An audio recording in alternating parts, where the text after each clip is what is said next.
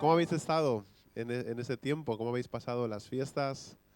Espero que bien, espero que en familia, los que hayamos podido, ¿verdad? Los que hayan podido, con amigos, a pesar de las restricciones y todas las situaciones que estamos pasando ahora. Como sabéis, nosotros hemos estado 5 semanas en Guatemala y los primeros 20 días más o menos hemos estado predicando, hemos estado enseñando también en diferentes lugares, en áreas del interior de la República de Guatemala. Y estos últimos 10 días hemos estado con la familia que vino de Estados Unidos y hemos podido estar con ellos 10 días, descansar un poquito, compartir algunas cosas también con ellos. Y antes de nuestro viaje, antes de marcharnos, estuve hablando con Pablo acerca de lo que iba a predicar en el día de hoy. Y por cierto, quiero agradecerte, Pablo, como decías, por esas 5 semanas, que a ellos por haberte aguantado y a ti por cómo has conducido, cómo has guiado la iglesia. Quiero decirte que hemos disfrutado mucho de las predicaciones. En Guatemala hemos visto en familia cada una de esas predicaciones y han sido también de bendición, como sé que lo han sido aquí también. Y gracias a los que habéis estado asistiendo, los que habéis estado sirviendo también, cada uno en vuestro ministerio, en el equipo de multimedia, en el grupo de alabanza. Estamos en tiempos difíciles y complicados. Tenemos media iglesia prácticamente de baja, no contagiados, pero como son contactos estrechos de algunos contagiados, etcétera, pues tenemos esa situación ahora. Pero confiamos y sabemos que el Señor nos guarda y nos cuida en todo momento. La verdad es que yo no sabía si iba a poder estar aquí el día de hoy. Primeramente no sabía si íbamos a poder marchar a Guatemala. Justo unos días antes de nuestra salida se anunció esta nueva variante Omicron y se cancelaron muchísimos vuelos. Hermanos de la iglesia iban a volar a otros lugares y se les cancelaron los vuelos. Y estábamos pendientes siempre a última hora si nuestro vuelo para Guatemala estaba disponible o no estaba disponible. Y lo mismo ha sucedido ahora a la hora de regresar.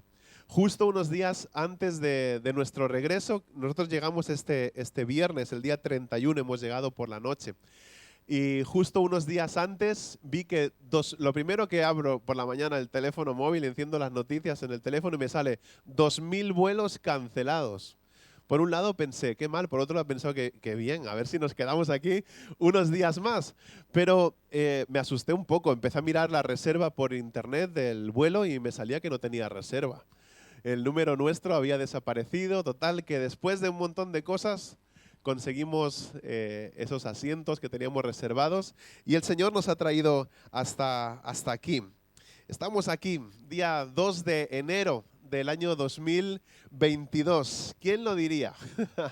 ¿Quién diría que podríamos estar aquí? ¿Quién diría que a pesar de la pandemia se nos permite estar reunidos una vez más en la casa del Señor, en la casa de Dios? Ahora, ¿cuántos recordáis el inicio de la pandemia? Porque va a ser 2 años ya. Dentro de unos meses, de un par de meses, va a ser 2 años que empezó todo esto. No sé si os acordáis de los pronósticos que salieron hace 2 años más o menos.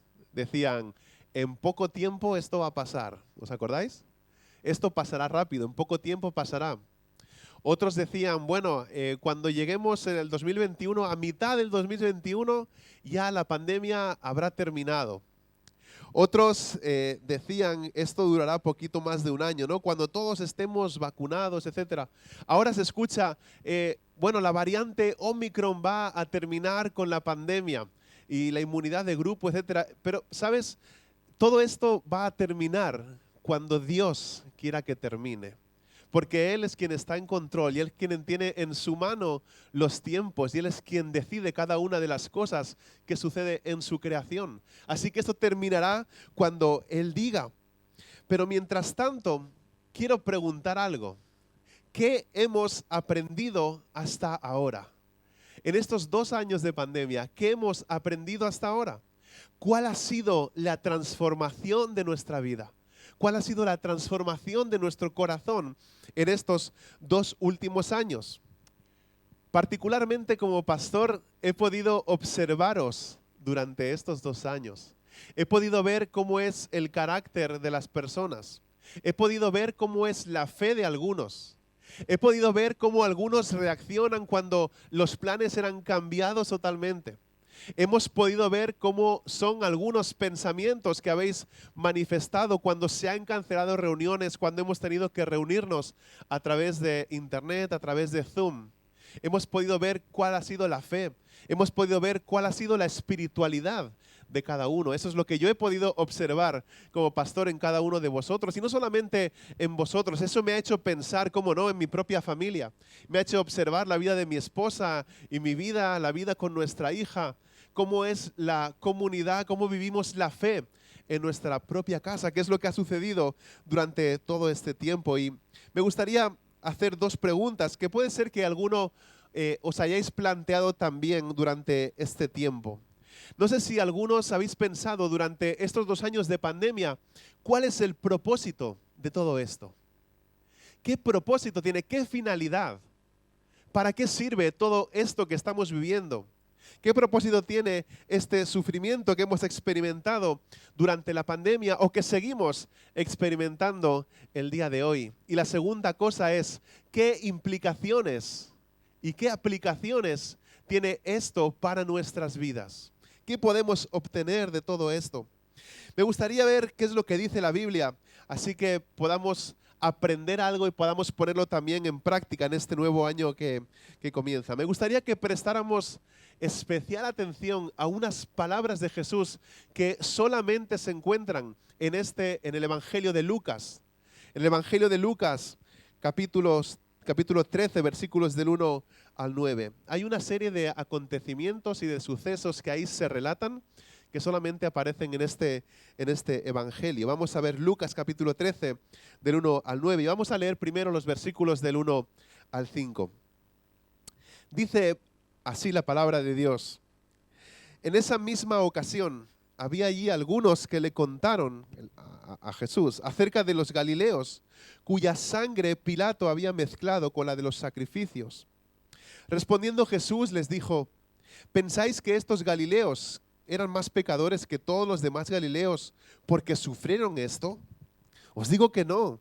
Al contrario, si no os arrepentís, todos pereceréis igualmente. ¿O pensáis que aquellos 18 sobre los que cayó la torre en Siloé y los mató eran más deudores que todos los hombres que habitan en Jerusalén? Os digo que no. Al contrario, si no os arrepentís, todos pereceréis igualmente. Para situarnos en el contexto de estas palabras de Jesús, Jesús ha estado hablando hace unos días con sus discípulos, con la gente que le seguía, y ha estado señalando la hipocresía de los fariseos. Los fariseos, aquellos personajes que están en contra de Jesús, que buscan continuamente cómo Jesús puede caer, y que también viven su espiritualidad de una forma externa. Ellos creen que por sus acciones, que por sus hechos, que por guardar ciertos ritos o costumbres pueden llegar a alcanzar a Dios, pueden agradar a Dios. Creían en el cumplimiento de la ley al 100% y que ellos lo podían hacer. Y Jesús señala y habla de ellos y dice que son unos hipócritas. Les dice que ponen cargas en la gente que ni siquiera ellos son capaces de cumplir. Y sigue hablando de ciertas cosas Jesús. También ha estado hablando acerca de la avaricia. Y seguidamente, después de hablar de la avaricia, habla de la preocupación, habla de la ansiedad por las cosas materiales de este mundo. Y de nuevo llama la atención de aquellos que le siguen a que depositen completamente su confianza en Dios. No confíes en lo material, está diciendo Jesús. ¿Acaso no ves cómo el Señor alimenta, cómo Dios alimenta a los pájaros del campo, cómo Él viste las flores? ¿Cómo no te va a dar comida a ti? ¿Cómo no te va a vestir a ti si tú confías en Él? Si Él alimenta y cuida a unos simples animales que son su creación también, ¿cómo no te va a cuidar a ti? Y empieza a hablar acerca de eso. Y también ha hablado, después de eso, habla a la multitud. Todo sigue un mismo hilo conductor. Después habla a la multitud acerca de la administración de esos bienes, de lo que se nos ha dado. Y por último, antes de este evento que nos encontramos hoy, dice: vosotros que estáis viendo de dónde va el viento, de dónde viene, y que sois capaces de predecir si va a haber tormenta o si no, tened cuidado y discernid también los tiempos. Ahora, después de esto, después de este contexto, después de lo que ha pasado, después de estas enseñanzas de Jesús, hay un grupo de personas que se acercan a Jesús y le hablan acerca de un hecho terrible, ¿no? Dice que le contaron en esa ocasión de un hecho trágico y totalmente terrible. Si recordáis lo que dicen los evangelios acerca de los galileos, que por cierto Jesús es también de esa región de Galilea, y los primeros discípulos a los que él elige son también pescadores de esa región de Galilea, sabemos que los galileos eran personas que estaban completamente en contra de cualquier cosa que tuviera que ver con el Imperio Romano y que incluso habían formado bastantes altercados por cuestiones políticas. De ese grupo de los galileos surge un grupo prácticamente terrorista, que es el grupo de los celotes, a los cuales Jesús también llama a uno de ellos. Si recordáis, uno de los discípulos de Jesús es Simón el celote. Los celotes eran un grupo de judíos armados en contra del poder político, en contra del Imperio Romano.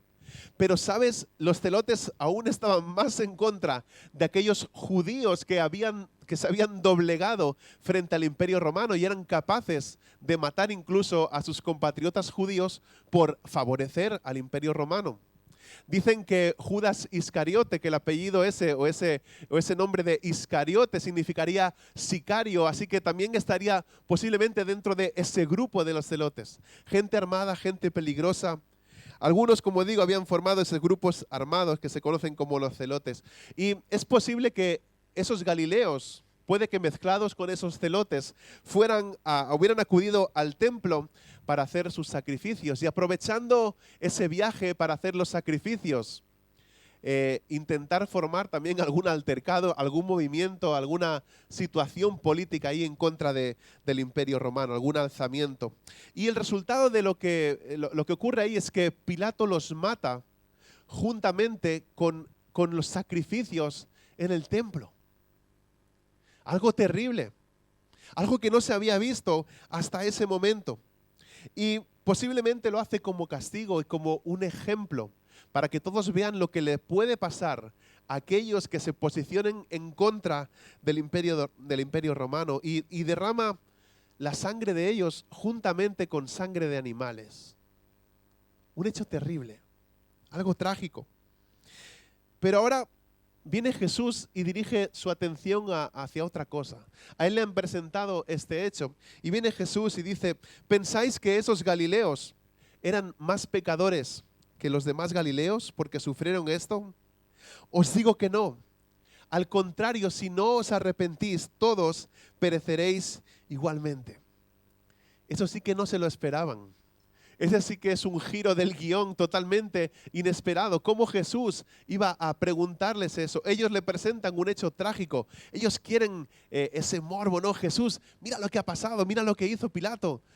¿Cómo son esos galileos? Y Jesús cambia y gira esa pregunta y les dice esto, ¿no? Le hacen una pregunta sobre una tragedia acerca de lo que Pilato ha hecho con los galileos. Y la respuesta de Jesús es: ¿tú te crees que eres mejor que ellos? ¿Os creéis mejor que ellos? ¿Creéis que esos habían pecado más que el resto de los galileos? Y ahora viene Jesús y le añade más dramatismo a la situación. A él le han presentado una desgracia sufrida a manos de ese tirano de Pilato como resultado tal vez de esa serie de acontecimientos, pero ahora Jesús presenta otra situación y dice: ¿o pensáis que aquellos 18 sobre los que cayó la torre en Siloé y los mató eran más deudores que todos los hombres que habitan en Jerusalén? Os digo que no, al contrario, si no os arrepentís, todos pereceréis igualmente. Ahora lo que vemos no es una atrocidad como lo que hace Pilato, sino una desgracia, podríamos decir, que podríamos traducir como una catástrofe natural, una calamidad, un accidente. No se nos dice si esa torre estaba en construcción en el momento en el que se cae encima de esas 18 personas o sucedió algo que hizo que la torre cayera y que los aplastara. La cuestión es que 18 personas murieron porque les cayó una torre en Siloé. No sabemos si una torre cerca del estanque, no sabemos si una de las torres que ayudó a reconstruir Nehemías cerca de la muralla. El hecho es que una torre ha caído y ha matado a 18 personas en Jerusalén. Y la mentalidad de la época de los que estaban escuchando esta serie de situaciones o los que habían oído acerca de ese suceso, era pensar que algo habrían hecho esos 18 para que les cayera la torre encima. Creo que muchas veces nosotros no pensamos muy diferente a ellos, ¿no? Cuando vemos ciertas desgracias que le ocurren a la gente, muchas veces, decidme si es verdad o no, pasa por nuestra mente, algo estarían haciendo. Incluso algunos podemos decir, les está bien, no se hubieran metido ahí, no hubieran pasado por ahí, no hubieran hecho esto, no hubieran hecho lo otro. Pero Jesús dice que no eran más deudores que todos los hombres que habitan en Jerusalén. Ahora ya no está hablando de aquellos galileos, ahora está hablando de Jerusalén, la ciudad santa. Y dice que ellos no eran más deudores. Y Jesús nos dirige en esta mañana hacia la respuesta a la pregunta que he planteado hace unos minutos. ¿Qué propósito tiene el sufrimiento que hemos experimentado o que estamos experimentando durante esta pandemia? ¿Qué debe hacernos pensar todo esto? ¿Qué debe hacernos pensar todo lo que ha pasado? Lo primero a lo que nos lleva Jesús es saber que las personas no mueren según el tipo de pecado que estén haciendo o según haya sido su vida, así va a ser su muerte, ¿no? Según el grado de pecado, aunque puede que a algunos de nosotros nos gustaría. A muchos nos gustaría tomar la venganza por nuestras manos y decir, este ha muerto, este ha hecho tal cosa, que lo maten de esta forma. Jesús elimina cualquier posibilidad de eso, cualquier categoría de pecados también, pero señala algo tremendamente importante. Y es que tú y yo, si no nos arrepentimos, también pereceremos. Otra cosa que podríamos plantearnos es, somos mejores nosotros, los que estamos aquí, porque estamos vivos, ¿no? Si estamos aquí, estamos vivos. Los que estamos aquí somos mejores que aquellas personas que han fallecido durante estos 2 años por el COVID. ¿Somos acaso nosotros mejores que ellos? No somos menos pecadores que ellos, ni menos deudores. Tú y yo, a menos que nos arrepintamos, vamos a perecer. Y no quiere decir que a menos que no nos arrepintamos, nuestra sangre va a ser mezclada con sangre de sacrificio. No está diciendo eso. Tampoco que a menos que nos arrepintamos, de repente nos va a caer una torre encima y nos va a aplastar y vamos a morir. No quiere decir que a menos que nos arrepintamos, una variante nueva del COVID puede venir a nuestras vidas y vayamos a morir. No quiere decir que si no nos arrepentimos vayamos a tener una muerte similar a la que estos han tenido, sino que está señalando a la muerte final, aquello que va a suceder si no nos arrepentimos. ¿Qué nos está diciendo entonces? Este grupo de gente se le presenta a Jesús con la noticia de la atrocidad de los galileos siendo sacrificados. Y Jesús cambia la situación y les viene a decir, hey, no os asombréis por la forma en que aquellos murieron siendo sacrificados juntamente con los animales en el templo. Hey, no os asombréis por la forma en que aquella torre cayó y mató a aquellas 18 personas. Más bien asombraos de que vosotros todavía estáis vivos. Más bien que ese sea vuestro asombro, que vosotros no habéis muerto aplastados bajo esa torre. Que vuestro asombro sea el que no habéis muerto como parte de ese sacrificio. Y lo que nos debería asombrar a nosotros en esta mañana no son los cientos de miles de personas que han muerto en estos 2 años por causa del COVID. Lo que nos debería asombrar es que estamos vivos. Lo que nos debería asombrar es la misericordia que Dios ha tenido con nosotros durante estos 2 años y que nos está dando tiempo y nos está dando oportunidad para el arrepentimiento. El punto es, ¿qué dice Jesús acerca del sufrimiento?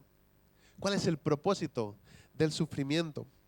¿Cuál es el propósito del sufrimiento que estamos experimentando durante esta pandemia? Y Jesús nos está enseñando que tú y yo nos debemos arrepentir. Que cuando veamos el sufrimiento a nuestro alrededor podamos decir, eso es lo que yo merezco. Eso es lo que yo merezco y necesito que me recuerden que debo arrepentirme. Y si necesitamos alguna confirmación acerca de esto, me gustaría que me acompañares por un momentito. Apocalipsis 16, no está en nuestra pantalla. Apocalipsis 16, versículos del 8 al 11.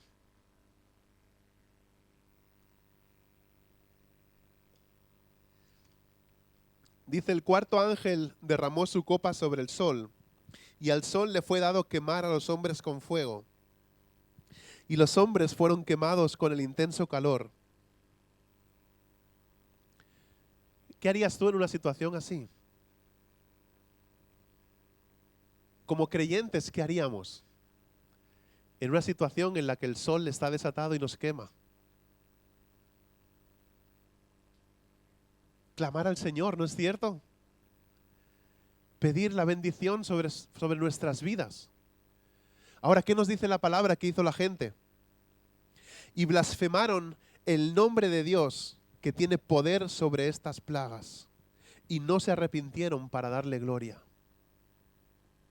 El quinto ángel derramó su copa sobre el trono de la bestia, y su reino se quedó en tinieblas, y se mordía en la lengua de dolor. De nuevo, ¿qué haríais en esta situación? La palabra dice, y blasfemaron contra el Dios del cielo por causa de sus dolores y de sus llagas, y no se arrepintieron de sus obras. Ahora, ¿cuál es el punto? Que las plagas, que los dolores y que las llagas deberían haber llevado a la gente a arrepentirse, pero no lo hicieron. Que aquello que escuchábamos al principio de la pandemia, de que todo saldrá bien, de que seremos mejores personas cuando todo esto pase, no ha sucedido. No ha sido así. No ha ido nada bien. Y no somos mejores personas.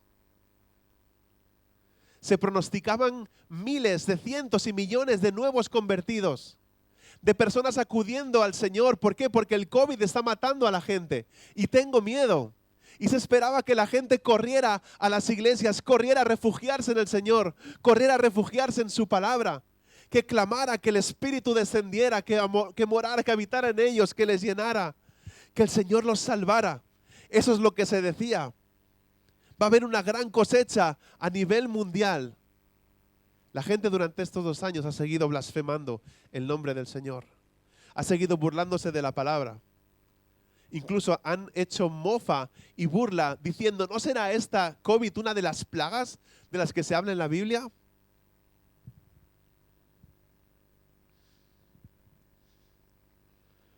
El COVID-19 debería llevar a las personas al arrepentimiento, pero no lo ha hecho.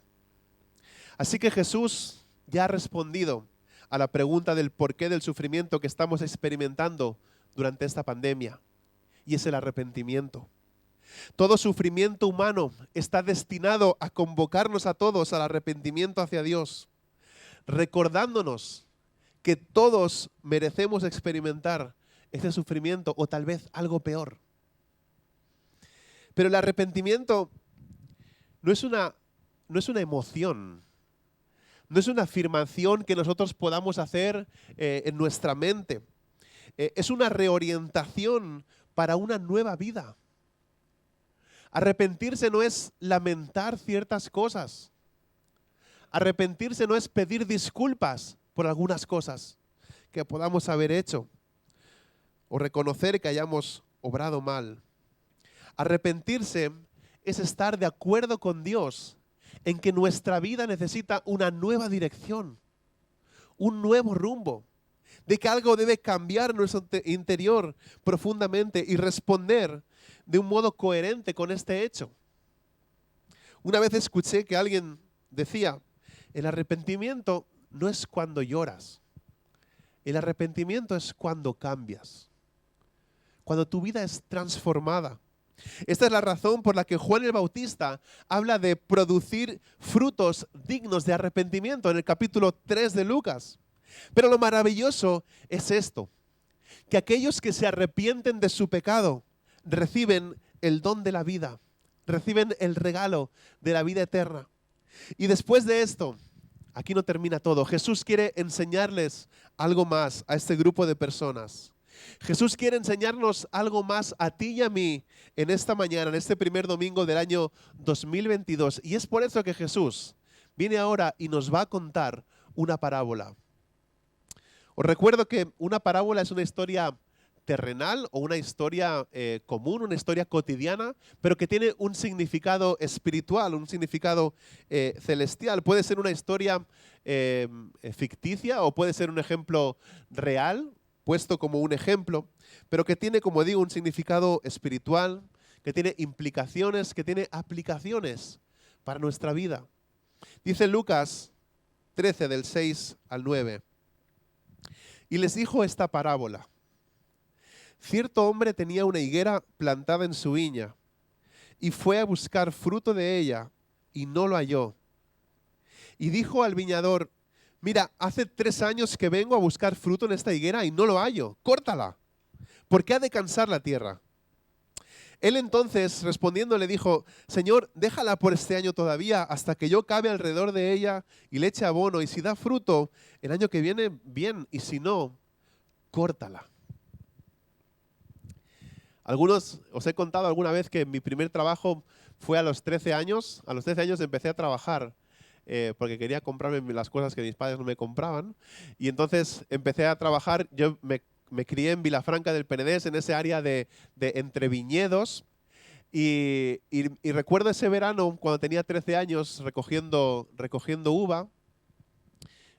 Creo que probé el alcohol por primera vez ahí en mi vida, porque los payeses, los campesinos que estaban allí con nosotros, tenían unas grandes botellas que habían forrado como de un poliespán o algo así, y tenían agua bien fría, pero también le ponían un poquito de anís en el agua, para que uno tuviera un poquito más de fuerzas. Y yo decía, con razón me gusta tanto ese agua, ¿va? Estaba todo el rato, cada vez que iba a tirar las uvas ahí al tractor, me agarraba un poquito de ese agua y tomaba un poquito. Y me acuerdo que llevábamos todo el día cortando uva. Y es un trabajo muy cansado. Ya solo fui, creo que 3 años, porque el 4.º año ya yo no aguanté para seguir vendimiando. Pero recuerdo perfectamente, y cuando pueda os traeré esa foto para que la podáis ver.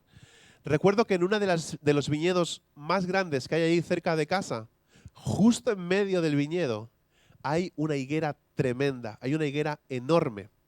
Me explicaron que en el tiempo de la guerra, en el tiempo de la guerra civil, hubo personas que se escondieron en esta higuera y no los encontraron. Para que os hagáis una idea de cómo era de grande esa higuera. Y cuando a media mañana parábamos para comer algún bocadillo, algo que llevábamos, me acuerdo que íbamos a ver si había los higos o no había higos. Y como era esa época de agosto, septiembre, ahí tenía sus higos bien preparados y bien dispuestos. Y era un gozo arrancar esos frutos y comérselos, porque el higo es una fruta muy dulce. Y entonces entre el agua con anís y el higo, pues ya podíamos seguir trabajando ahí un poquito más. Jesús ha pasado ahora de una exhortación, de llamar la atención de forma individual, de llamar al arrepentimiento a cada uno de forma individual, a una exhortación ahora colectiva. Podríamos decir que un mensaje para toda la iglesia. Y las dos exhortaciones están relacionadas. ¿Por qué? Porque la respuesta individual, la respuesta que demos cada uno de nosotros individualmente, va a condicionar también la respuesta de la iglesia. Va a condicionar también cuál es el rumbo de esta generación en este 2022. En su 3.er año, esa higuera debería haber dado fruto. En ese 3.er año, aquellos que estaban vendimiando y que tenían ganas de cobijarse bajo esa sombra de ese árbol, de esa higuera, y querían comer un poco de fruto para reponer fuerzas, esa higuera debería haber llevado fruto. En el 3.er año por lo menos debería haber llevado fruto. Sin embargo, esa higuera permanece improductiva. No hay nada en esa higuera. El propietario ha dado todo. Ha dado ocasión, ha dado atención más que suficiente para que ese árbol pueda dar fruto. De modo que la falta de fruto es frustrante. Uno quisiera encontrar, como digo, ese fruto ahí y cuando llegas no hay nada. ¿Os recuerda eso a la otra parábola? No parábola, sino hecho real que sucede cuando Jesús va con los discípulos y sale al camino a buscar aquella higuera que también debería tener ya fruto y no hay fruto. Y Jesús maldice esa higuera y al día siguiente Pedro se asombra que la higuera se ha secado. Esa higuera debería dar fruto, debería estar preparada para cuando alguien vaya a tomar alguno de esos frutos. Pero también ha sido costoso. Tener una higuera ahí en medio no se tiene de modo salvaje. La higuera hay que cortarla, hay que podarla, hay que abonarla. La higuera tiene que estar preparada, tiene que estar lista para cuando llegue el tiempo del trabajo. Y entonces el propietario ordena que esa higuera sea cortada. Sin embargo, el viñador le pide que se ablande un poco, que se ablande, que tenga paciencia con esa higuera, que le conceda un poco más de tiempo a ese árbol y que si la próxima vez esa higuera no ha dado fruto, pues entonces que pueda cortarla, ¿no? Mirad, esta parábola nos habla de la paciencia de Dios. Nos habla de la paciencia de Dios para con nosotros. Está dispuesto a darle un breve tiempo más a la iglesia, un breve periodo de tiempo a la iglesia antes de dictar sentencia. Sin embargo, esta brevedad del tiempo también pone de relieve la importancia de tomar rápidamente una decisión antes de que sea demasiado tarde. Estáis en vuestro derecho de no creerlo, pero mi deber es deciros que Cristo viene pronto. Cristo viene pronto. Lo hemos recordado y hemos celebrado en esta mañana. Lo hemos leído. Hemos dicho, ven, Señor Jesús, Cristo viene pronto. Y lo que podemos ver en esta parábola es que va a llegar un momento en el que va a ser demasiado tarde para poder arrepentirse. Pero estamos en Vic, Pablo. Estamos en Barcelona, Cataluña, España, en el año 2022. ¿Qué nos dice esta parábola a nosotros como Iglesia Betel en esta mañana?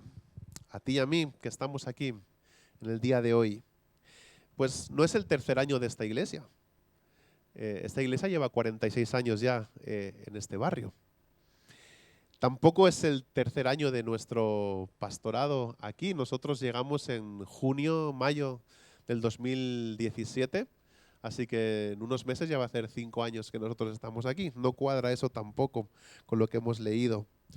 Tampoco creo que hayamos permanecido improductivos durante todo este tiempo. Entonces, ¿qué tiene que ver esto con nosotros? ¿Cuál es la implicación? ¿Qué es lo que Dios nos quiere decir a través de esta parábola? ¿Sabéis? En mi tiempo libre me gusta escuchar a otros predicadores. Me gusta seguirlos en el Twitter. Me gusta ver algunas cosas que ellos dicen. Predicadores que considero de sana doctrina y de los que aprendo mucho. Y también me gusta escuchar algunas de sus predicaciones. Tampoco me paso todo el día escuchando predicaciones. También te digo que no creo que eso sea bueno, estar todo el día escuchando predicaciones, porque ¿cuándo ponemos en práctica entonces lo que escuchamos? Necesitamos escuchar, procesarlo, digerirlo y llevarlo a la práctica. Pero como os digo, me gusta escuchar de vez en cuando alguna que otra predicación por ahí. Y algo con lo que he luchado en mi propia vida y que veo en otros predicadores es que solemos ir siempre a un mismo tipo de aplicación del mensaje de la palabra. Solemos terminar siempre con las mismas aplicaciones. Necesitamos orar más, necesitamos leer más la Biblia, necesitamos seguir congregándonos más. Esas suelen ser las aplicaciones. Como digo, veo eso generalizado y lucho con eso en mi propia vida, en mis propias predicaciones. Pero estoy seguro y estoy convencido de que hay algo más. Tiene que haber algo más. Hay algo más detrás de todo esto. Estoy seguro de que detrás de esta parábola hay algo más. Estoy convencido de que Jesús nos quiere decir algo más a ti y a mí en esta mañana. Primero ha llamado la atención de cada uno de forma individual. Arrepiéntete. Luego, el llamado general es al arrepentimiento mientras haya tiempo y a dar fruto. Pero, ¿qué fruto debemos dar? ¿Orar más? ¿Leer más? ¿Evangelizar más? ¿Predicar más? Como os digo, estoy convencido de que hay algo más. Debe ser otra cosa. Jesús no nos ha llamado a hacer, sino a ser. No a hacer, sino a ser. El llamado no es a llenar edificios, sino a llenar nuestro vecindario, a llenar nuestro barrio de Dios. Ese es el llamado. A vivir el Evangelio ahí donde estamos. Este local puede estar lleno de gente, mientras el barrio entero se va al infierno. De nuevo, el viñedo somos todos nosotros, pero la higuera, piénsalo de esta forma, la higuera eres tú. Tú eres la higuera. ¿Qué frutos espera de ti? ¿Qué es lo que Dios quiere de ti? ¿Qué quiere de mí? El fruto de la fe.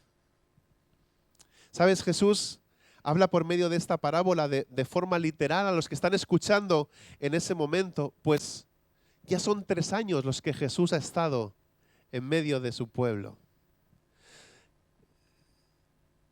El viñedo puede hacer referencia al pueblo de Dios, puede hacer referencia a aquellos a los que Jesús vino. Esos 3 años pueden hacer referencia al ministerio de Jesús, al tiempo que Él ha estado predicando, que Él ha estado enseñando, y sin embargo no ha estado viendo realmente ningún fruto de arrepentimiento durante todo ese tiempo. Así que puede que sea una palabra directa para ellos.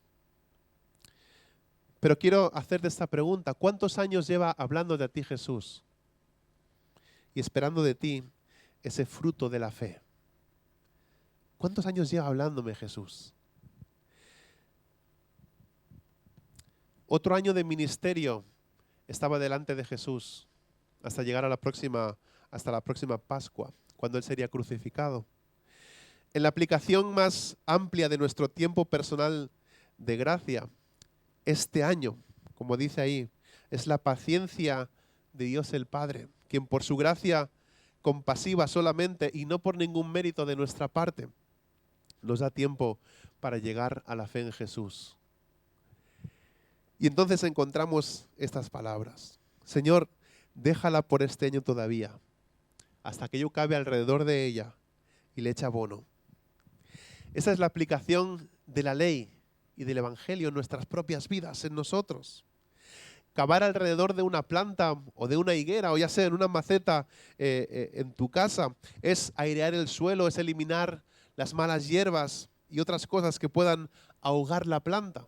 Esa es la obra de la ley de Dios, que quita todo aquello que mata y que ahoga y prepara el camino para el Evangelio. En nosotros, lo que nos mata y nos ahoga ante todo es la incredulidad. Es el no creer en lo que Dios ha prometido y lo que Él ha dicho. La ley señala a Dios creador y juez, y nos condena ante Él, llevándonos a la desesperación por nuestros pecados. La ley también apunta a cada persona y nuestra opinión privada de la ley de Dios, que quiere afirmar dentro nuestro diciendo: pero es que yo no soy tan mala persona, no soy tan malo. Y es algo que la ley condena rotundamente. Pero el Evangelio es lo que hace crecer nuestra fe. El Evangelio hace crecer nuestra fe y por lo tanto es el fertilizante que Dios nos da y que coloca perfectamente, que coloca cuidadosamente. El pastor y teólogo Carl Ferdinand Walter dijo en una ocasión: la ley y el Evangelio difieren en razón de sus promesas. Lo que promete la ley es una bendición o un beneficio tan grande como lo que promete el Evangelio, a saber, vida eterna y salvación. Pero en este punto nos enfrentamos con una gran diferencia. Dice: todas las promesas de la ley se hacen con ciertas condiciones, es decir, con la condición de que cumplamos la ley perfectamente. La ley nos ofrece comida, pero no nos pone la comida en la mano, no nos la pone donde podamos alcanzarla. Por encima y en contra de esto, fijaos en el hermoso, dulce y reconfortante lenguaje del Evangelio. Nos promete la gracia de Dios y la salvación sin condición ninguna. Es una promesa de gracia gratuita. No nos pide nada más que esto. Toma lo que te doy y lo tienes. Eso no es una condición, dice Carl Ferdinand, sino una amable invitación. Así que esta es la invitación de Jesús para cada uno de nosotros en esta mañana. Arrepiéntete. Arrepiéntete. No sé si hay alguien a quien Dios le haya hablado en este día y quiera arrepentirse. ¿Ha hablado Dios a tu vida hoy? Arrepiéntete, dice Jesús. Arrepiéntete.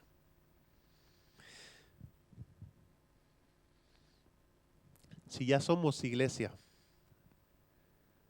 la siguiente invitación es tremenda.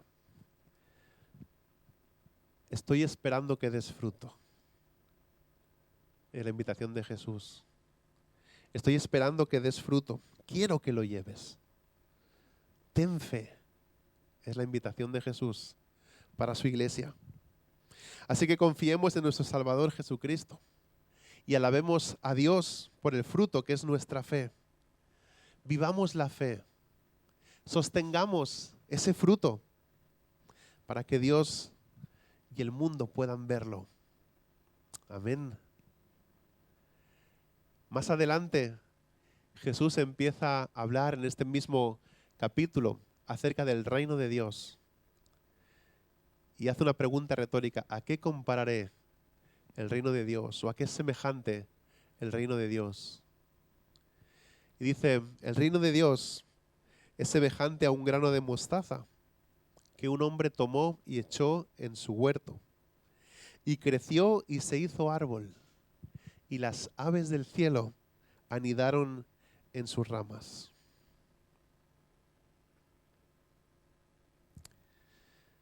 ¿Te imaginas cómo sería este año que estamos empezando?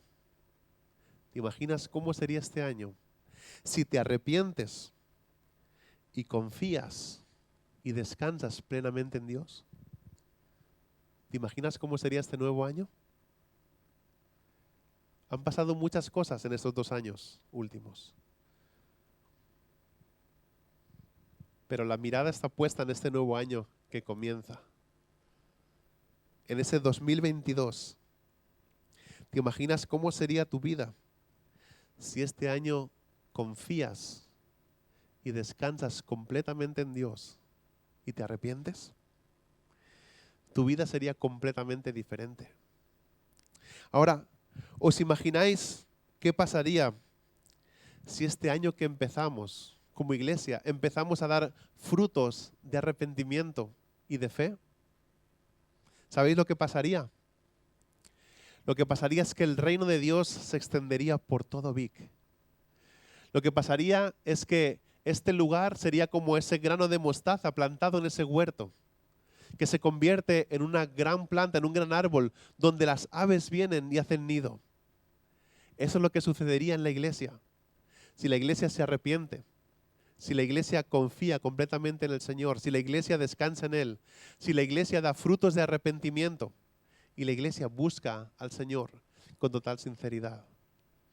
Amigos y hermanos, descansemos en Dios en este nuevo año 2022 que empieza. Confiemos en Él. Si hay algo de lo que tienes que arrepentirte, arrepiéntete. Es el día de gracia. Me gustaría que este fuera el año favorable del Señor, que Él pudiera proclamar que este año fuera el año, su año favorable.